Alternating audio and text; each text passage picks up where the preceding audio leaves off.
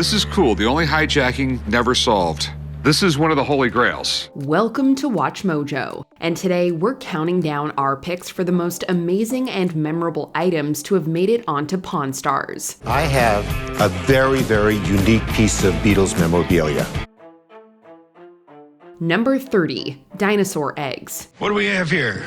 I've been told these are a couple dinosaur eggs. We're going back for this one. Like, way, way back. A woman named Rhonda comes into the shop wielding what looks like a big rock, but she claims that they're dinosaur eggs. And upon further inspection, yep, those are eggs all right. She asks for a staggering $20,000, prompting Corey to bring in an expert. A paleontologist comes a-calling and confirms that the eggs belong to a duck-billed dinosaur and are indeed about 80 million years old. It's certainly fascinating, but they're only worth about $600 owing to their prevalence on the international market. Rhonda ultimately walks away with a cool $500.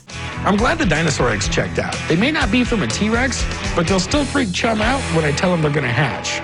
Number 29, 1915 Panama Pacific octagonal coin. A little birdie told me that you had an Octagon Pan Pacific $50 gold piece. I do. Would you like to see it? This one is a little bit different, as it's actually Rick going out to find some treasure. He attends a coin auction in Orlando on behalf of a dedicated customer who is looking for a specific piece. Well, Rick finds it. It's a coin from the 1915 Panama Pacific International Exposition that was held in San Francisco. The exposition served dual purposes: to honor the opening of the Panama Canal and celebrate the city's recovery from the massive 1906 earthquake. He finds a mint coin for $70,000 and one that was improperly cleaned for $48,000. He ultimately buys the good one for $67,500 and plans to sell it to his customer for the full $70,000. Not a bad day's work. You know this business. I'm not making a lot of money on this. And neither am I. So out of courtesy, I'll do $67.5. Number 28, a signed Martin Luther King speech. You got some MLK stuff. Yeah, this is a speech against the Vietnam War that he signed. Autographs always make for a great collectible. Enter Stuart Lutz, who has a signed speech from Martin Luther King Jr. The speech, titled The Casualties of the War in Vietnam, was spoken in 1967 and has been transcribed for a book. Found right above the speech is King's signature, simply reading, "Best wishes, Martin Luther King Jr." The item's value is raised by numerous factors, including the authentic signature and the rarity of an anti-Vietnam speech, as King had been continuously advised against making one. Stewart asks $12,500, and funnily enough, Rick's expert agrees, stating that it's easily worth $12,000. Stewart ultimately lets it go for $10,000, owing to his and Rick's friendship. We take $9,000 for it? I know you gotta make some money on it. You've been good to me in the past. Did you do 10? Number 27, the Wayne's World car. So this is it. This is the car. This is the Wayne's World car. Vehicles bring good money. Movie merchandise brings good money. Combine the two and you have one of the best finds in Pawn Stars history. While still in Orlando, Rick checks out the car they used for Wayne's World, which had been obtained from a museum by the seller. The car includes the iconic paint and flame decals, and even the camera mounts used for filming the interior scenes. However, it doesn't run and needs a lot of work to look camera ready. It's because of this that Rick buys the car for a mere $9,500. You know what we have to say about that? Right, excellent. Woo! Okay. Number 26, an Ides of March coin. Is Brutus on the other side? Yes. Damn. Back on March 15th, 44 BC, Roman statesman Julius Caesar was assassinated at the Theater of Pompeii. Everyone knows that story. What you may not know is that a special coin was struck to commemorate the occasion. Featuring 2 daggers and a bust of Brutus, it was made shortly after Caesar's death, and only 100 have survived to the modern day. Unsurprisingly, owner John asks $150,000 for the extremely rare collectible. An expert confirms that the coin is real and values it between $125,000 and $150,000. Naturally, Rick isn't forking that over and offers John $110,000. John ultimately walks and takes his amazing piece with him. It all boils down to this coin. This is Brutus celebrating the fact that he murdered Julius Caesar on the Ides of March. Number 25, elephant dung. How you doing? Oh, okay. What do you got here? I've got a phenomenal opportunity here. A lot of weird things walk through the door of the gold and silver pawn shop, including a can of elephant poop. It comes from the Washington Park Zoo, with the can proclaiming that it is, quote, nature's most potent fertilizer. We'll take their word for it. Owner West theorizes that it's simply a novelty item sold by the zoo. And yeah, that sounds more accurate. He's asking $10,000, but is willing to give it away for just $5. What a hustler. The old man says no way, but Chumley is a sucker for novelty items and gives West $20 for the can. Not bad for a heap of doo-doo. I know there's a sucker born to every minute, but if this guy is trying to sell canned manure, he's barking up the wrong tree. Number 24, duck press. Don't you hate having a 19th century duck press laying around collecting dust? That was the problem that Keith had. So he brought the item into the pawn shop hoping to get a fair price. I decided to come down here to the pawn shop today to try to sell my 1800s duck press. I'd like to sell it today because it's sitting around the house collecting dust. What is a duck press, you may ask? Well, it's pretty much exactly what it sounds like. The press extracts the blood and bone marrow from a roasted carcass, which is then combined with butter and cognac to make a special sauce. This is considered a delicacy in France. The old man offers $1,500, but Keith declines, as he wanted closer to $3,000. It's a French delicacy.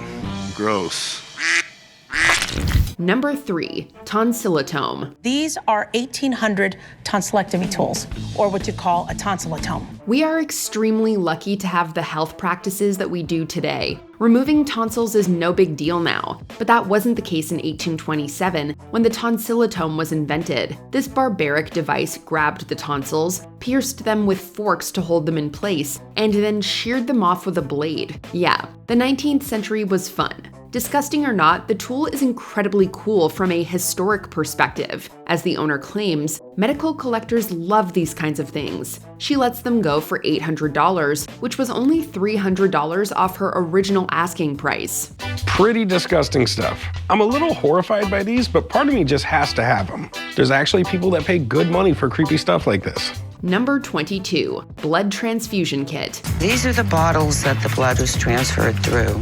Like human blood? Human blood. The idea of blood transfusions began in the 17th century, with the first successful animal to human transfer occurring in June of 1667. A woman named Artie brings in an old transfusion kit that was produced by New York's C.M. Sorensen Company. She believes that it dates from the late 1800s, but Chumley isn't convinced and places it in the mid-20th century owing to the modern type of metal. Either way, it's very interesting, and it allows us to see how an extremely complicated medical procedure was once practiced. Chum buys it for $125, despite knowing nothing about it or how much similar items are worth. Let's hope he made a good deal.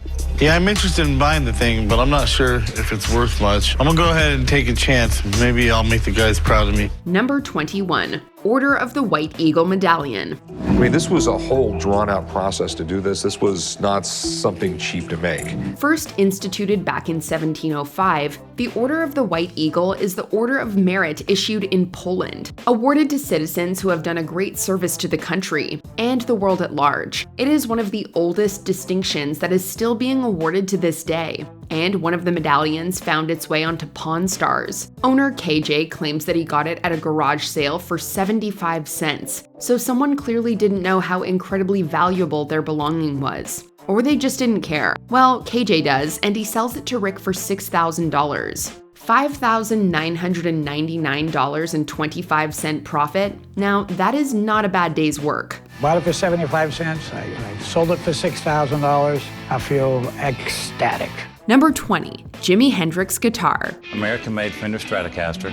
This guitar was actually played by Jimi Hendrix.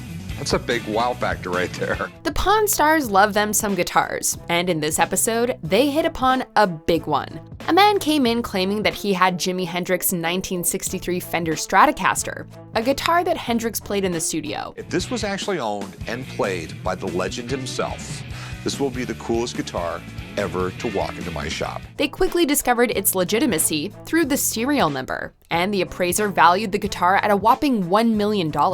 Now that's one expensive guitar. Rick offered the owner $450,000 before working up to an offer of $600,000. Six? I can't do it, man.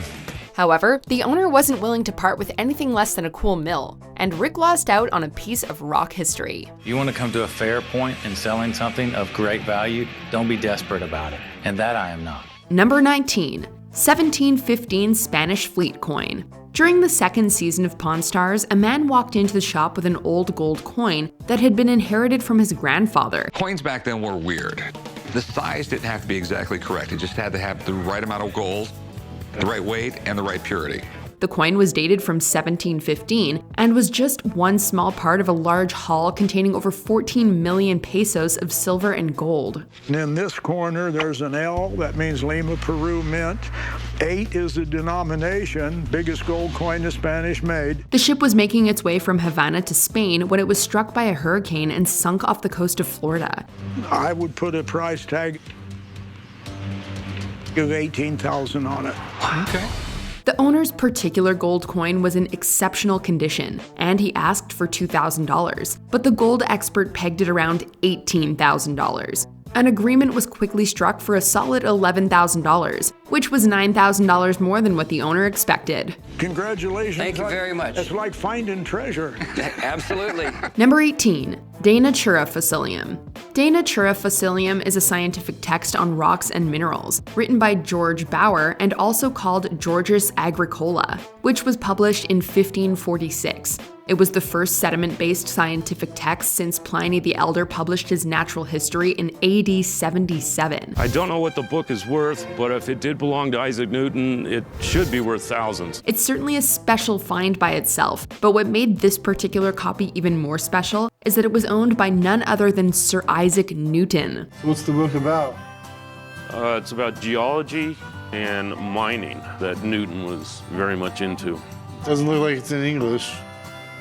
It's in Latin. A special bookplate certified that it was indeed owned by Newton and stored in his personal library. This number here, J9-S7, is Newton's shelf number where he would have stored the book. The appraiser gave the book a rough value of $20,000, but the owner ended up letting it go for a measly $7,000 in what may be one of the worst deals in Pawn Stars history. Number 17. 17th century ship bell. Rick is a sucker for shipwreck items, so when a woman brought in an antique ship bell belonging to the Dutch East India Company, he was in pawn shop heaven. This is my 1602 Shipwreck Dutch East India Company bell. Despite Rick's enthusiasm, the old man had doubts regarding its validity, as he thought the bell was in too good shape. I don't think this thing was in salt water for any period of time to mount to anything. He believed that a genuine bell that had been in salt water for an extended period of time would be far more degraded. However, an expert stated that the ship likely crashed in shallow water and that the bell was never actually submerged. 90% of all shipwrecks are in shallow water. In fact, most of them are sticking up. They hit the reef and they pretty much stay there. The bell's genuine. He ended up valuing the antique bell at $15,000. Number 16. 1961 Les Paul SG guitar. Les Paul was a pioneer of the electric guitar, and his eponymous guitars are both wickedly popular and stylish. Les Paul's more or less a legend. Basically, everything about a modern electric guitar was invented by him. Paul was married to Mary Ford, and the two had 16 top 10 hits as husband and wife musical duo, Les Paul and Mary Ford. Ford's nephew brought in a custom 1961 Gibson SG, and because it had personal history with Paul and Ford, its value was significantly inflated. Dude, this is amazing. I can't even believe I'm holding this in my hands. The guitar expert, Jesse Amoroso, was blown away by the find and honored to hold a piece of musical history, eventually valuing the guitar at a whopping $150,000. I mean, I don't really have any doubts on this guitar. This is history, dude. It's easily a six-figure guitar. After some back and forth, the owner walked away with a check for $90,000. Number 15, 1922 high relief peace dollar. High relief matte finish coin. Where did you get this? I won it at a poker game. You never know what you'll win in a poker game. A man came into the shop asking $20,000 for a fancy coin he had won in a poker game. A coin expert identified the coin as a legitimate 1922 high-relief peace dollar, which according to him is one of the rarest coins in American history. The 1922 high-relief peace dollar is one of the rarest coins in American history. He then valued the coin between $50,000 and $100,000, which, if you're good at math, you'll realize is a little more than $20,000. The man eventually sold the peace dollar to Rick for $80,000, which is a little on the low side, apparently. But hey, we wouldn't complain about earning $80,000. Meet me in the middle at 80 and you got a deal. It's a deal. All right, okay. Number 14, Gibson SJ200 Master Museum Guitar. A man walked into the shop claiming to have the most beautiful acoustic guitar, and it certainly is beautiful. And this was actually the very first Master Museum. This is serial number 1. Master Museum series is a collection of acoustic guitars, really high-end, really ornate. The guitar is a custom Gibson SJ200 built by a man named Ren Ferguson. This particular guitar is the very first Master Museum, serial number 1. The owner was asking for a surprisingly low $50,000, and in came guitar expert Jesse Amoroso to take a look. Wow, sounds as good as it looks. Yes, it does. This is as good as it gets. This is the Rolex Presidential of Gibson guitars. He called the guitar the Rolex Presidential of Gibson guitars and valued it between $50,000 and $60,000, owing to its historical importance. I'm hesitant even to drop to 48. I really don't want to move for my price. The owner, who proudly stood firm in his valuation of $50,000, reluctantly let it go for $48,000. Number 13, the Book of Mormon. Here, a fellow walks into the shop with a piece of American history, the Book of Mormon. This is a version that was printed actually in 1842. This one wasn't printed in many copies, maybe 600 something copies. So I was going to ask something on the order of like $25,000 for it. Damn. The book was first published by a Joseph Smith in 1830, and Adam's 5th edition copy was printed in 1842. According to the customer, it was also the last edition published in Joseph Smith's lifetime, as he died in June of 1844. The Book of Mormon is not just a book of theology, it's really a book that talks about the American experience. This is the 5th edition, and this was the last one that was actually printed in Joseph Smith's lifetime. As Rick said, it's not just an important religious manuscript, but one of the most valuable pieces of American literature. The appraiser, Rebecca Romney of Bowman Rare Books, valued the book at $40,000, making it the most valuable book that had ever been appraised by Rebecca. I would appraise this book actually at about $40,000. Oh. Adam walked away with $24,000, only $1,000 less than what he was originally asking. You gave me an extra $1,000 last time. This time I'll give it to you, so we'll do it that way. It's a deal. When Rebecca said $40,000, I felt it was like, maybe like Joseph Smith when he found the plates. Hallelujah. Number 12, 1932 Lincoln Convertible V12. I have a 1932 Lincoln Convertible V12. Yeah, the cast of Pawn Stars loves them some guitars, but they really love them some cars. A man known as Uncle Phil offered the men of the pawn shop a 1932 Lincoln Convertible V12, a fancy car that included the Lincoln L-head V12 engine. It's crazy that Lincoln made this badass ride at the height of the Great Depression. It could produce up to an impressive 150 horsepower, which for the era was quite impressive, and it competed with the Cadillac V12 in its day. And to think, this baby was manufactured during the Great Depression. It's a luxury car, which, according to Rick, can fetch up to $170,000, provided it's in mint condition. In perfect condition, this could sell as high as $170,000 at auction. However, the car had a few minor imperfections, so Rick managed to snag it for $95,000. We could do gold. We take 95? Okay. All right. Okay. Number 11, ancient coin. Anything from the ancient period is sure to fetch a pretty penny, even their pretty pennies. A woman walked in with an ancient coin, stating that she had picked it up at an estate sale without really knowing what it was. He was a king, and he conquered a bunch of land. The coin is a King of Pontus coin, bearing the image of Mithridates VI. Also known as Mithridates the Great for his military prowess, he served as King of Pontus and Armenia Minor from 120 to 63 BCE. He was descended on his mother's side from Greek kings like Alexander, and on his father's side, from Persian kings. The owner was asking $15,000 for the ancient coin, but the appraiser valued it as just $10,000. Rick offered the woman $5,500, but she rejected the offer and decided to shop around, promising to return if she failed to find a buyer. If I still have it in a month or two, would you still be willing to buy it at that time? Yeah, as long as the world hasn't come to an end or anything like that, yeah. Sounds good. Well, have a nice day. Thank you. Number 10. Egyptian mummy mask. Egyptian mummies and mummy fashionings are renowned the world over, often posing as major museum pieces. But some make their way to pawn shops. How old is it? It is believed to be from 2nd century AD.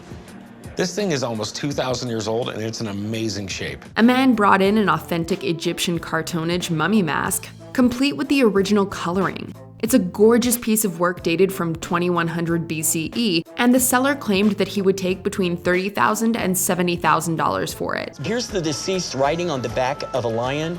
That would only happen with a royal person. So, is it real? From what I can see. This is real. An expert who looks like he came straight from Jumanji was invited to the shop and valued the piece at $20,000, greatly disappointing the owner. However, he got one over on Corey after some tense back and forth, securing his goal of $30,000. All right, you want 30 for it? I'll do 30 right now. Right now? Right now. Ready? $30,000. $30,000.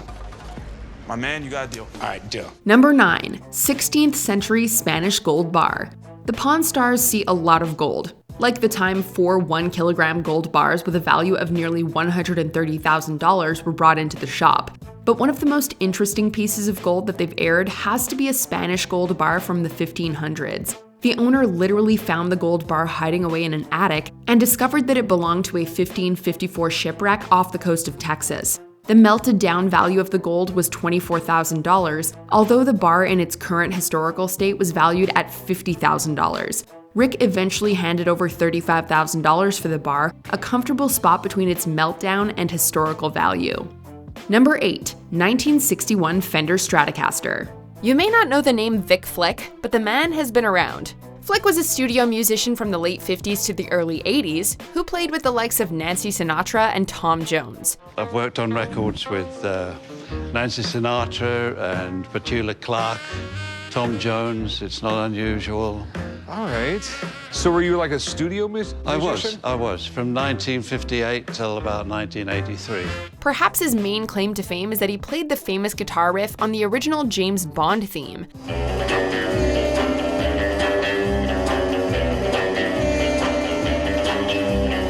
So yeah, you know his work. In this episode, he was selling his 1961 Fender Stratocaster, which was valued at $70,000. According to the appraiser, that specific guitar can be heard on a lot of popular songs from the 60s and 70s, perhaps more than we even think. You've heard this guitar probably more times than you even realize. You've heard this particular guitar. Probably true, yeah. Yeah. So what do you think it's worth? Easily $60,000, $70,000. Vic was happy to walk away with $55,000, saying he and his wife would pop out for a beer or two to celebrate. I knew he'd probably go for 55, and I'm happy. Now I've got the money in my back pocket, I think the wife and I will just pop out for a beer or two and celebrate the occasion. Number 7. George Washington suit. Drum roll. Whoa. So is this George Washington's too? It is. Season 15 saw one of the greatest items in Pawn Stars history, a suit worn by none other than George Washington. The silk suit is from the mid-18th century and was originally pink in color, before time did its thing and washed out all the dye. Back then, it was pink. And you can still see some of the pink in this area. At the time, pink was a fashionable color that signified success and luxury. As you can imagine, a suit worn by George Washington will fetch a bit of money. And the seller was asking $3 million. So how much? I wouldn't sell for less than $3 million. That was, however, a little too much for Rick, who offered $2 million before bowing out. Maybe now the seller can sell or donate the suit to a museum, where it should have been all along. Since we're friends, the best price, absolute best price would be $2.5 million. Okay, and you're firm at that? Absolutely firm at that. I mean, okay, well, I guess the suit's out then. Number 6. The O.J. Simpson Bronco. It is the O.J. Bronco. Are you kidding me? I've never seen anything quite like this. The image of a white Ford Bronco became a piece of American history on the afternoon of June 17, 1994, when Simpson and Al Cowlings entered into a low-speed chase with the police after a warrant was issued for Simpson's arrest. Nearly 25 years later, that very same Bronco wound up on Pawn Stars. The seller, who was OJ's agent at the time, states that he had previously turned down an offer of $500,000 and asked Rick for $1.3 million. How much you want for this? $1.3 million. Yeah, think about it. It's a one of a kind. However, Rick thought buying the Bronco was too much of a gamble and passed, telling the seller that he should take the SUV to an auction. I'm gonna pass on it. Okay. With something like this, it's so much of a gamble because there's nothing to compare it to its price. Right. I'll never sell the Bronco for under $1 million. I know it's worth that, and if it's not, it will be. Number 5. Harry Houdini's straitjacket. Houdini is perhaps the most famous illusionist and stunt performer in history. With his name being basically synonymous with magic, he was renowned in the early 20th century for his thrilling escape acts, which included freeing himself from a straitjacket. One of these straitjackets was brought into the shop by a man asking for a hefty $100,000. Theo Houdini was notorious for selling things that were supposed to belong to Houdini that didn't belong to Houdini. He claims that the jacket was given to him by his grandfather, who was a good friend of Houdini's brother, Theodore Hardin. This caused some consternation with Rick, who claims that Theodore would often sell things supposedly but not actually belonging to his brother. Swanfeld Tent and Awning Company. I thought for sure there was no way we could prove this was Houdini's, and now we have a positive clue. It proved to be the real deal and was valued at roughly $40,000, but the owner walked away after Rick offered $25,000. You know, I think I'll keep it. Okay. I'm always here, man. Awesome, thank you guys. Forget the numbers. The most exciting thing is to actually have the expert come in and find an actual photograph of Harry Houdini wearing my jacket. Absolutely blew me away, blew me away. Number 4, D.B. Cooper Bill. D.B. Cooper is one of the most famous thieves of all time. He hijacked a Boeing 727 in 1971, extorting the modern equivalent of $1.2 million before parachuting out of the airplane. Cooper's fame comes from the fact that he's never been identified or captured, making this the only unsolved case of air piracy. You have a piece of a $20 bill.